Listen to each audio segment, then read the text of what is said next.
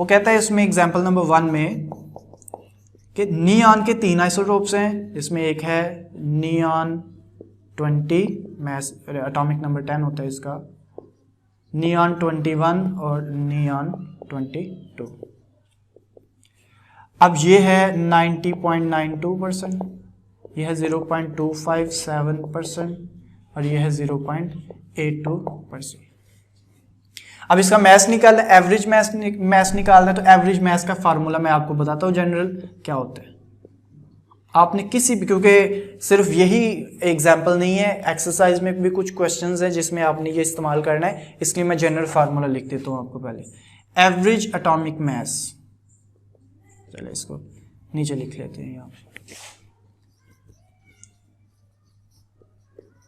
Average atomic mass, average atomic mass आपने निकालना है ना, आपने क्या करना है, जितने भी आइसोटोप्स है, आइसोटोप का मास उसको मल्टीप्लाई करना है आपने उसकी परसेंटेज से, फिर आपने करना है प्लस, फिर सेकंड आइसोटोप का मास और उसको मल्टीप्लाई कर देना उसकी परसेंटेज से।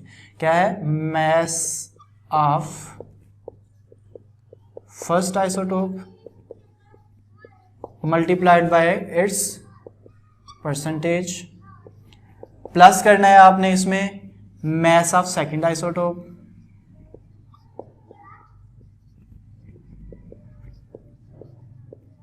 और मल्टीप्लाई करना है आपने इसको इसी की परसेंटेज। अब अगर तो किसी एलिमेंट के 2 आइसोटोप है तो आप बस यहाँ तक जरूरत है आपको, पहले आइसोटोप का मास उसकी परसेंटेज, दूसरा आइसोटोप उसकी परसेंटेज।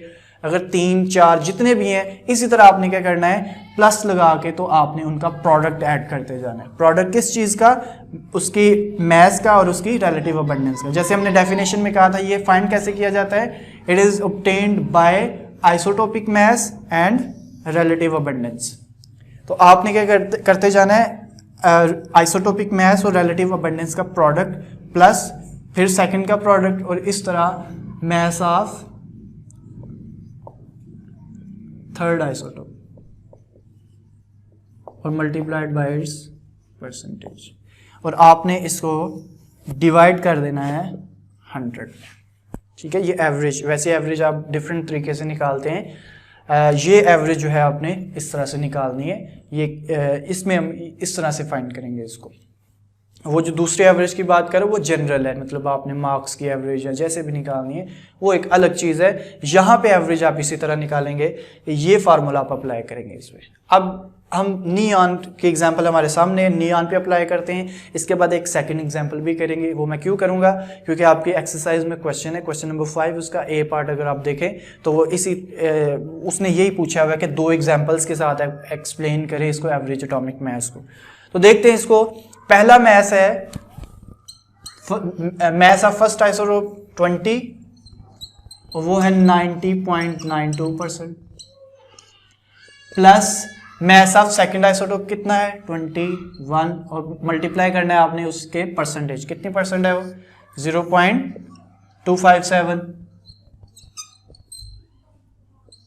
प्लस थर्ड आइसोटोप का मास 22 और मल्टीप्लाई कर देना उसी के परसेंटेज 0.82%, और आपने इन सबको डिवाइड कर देना है 100 में।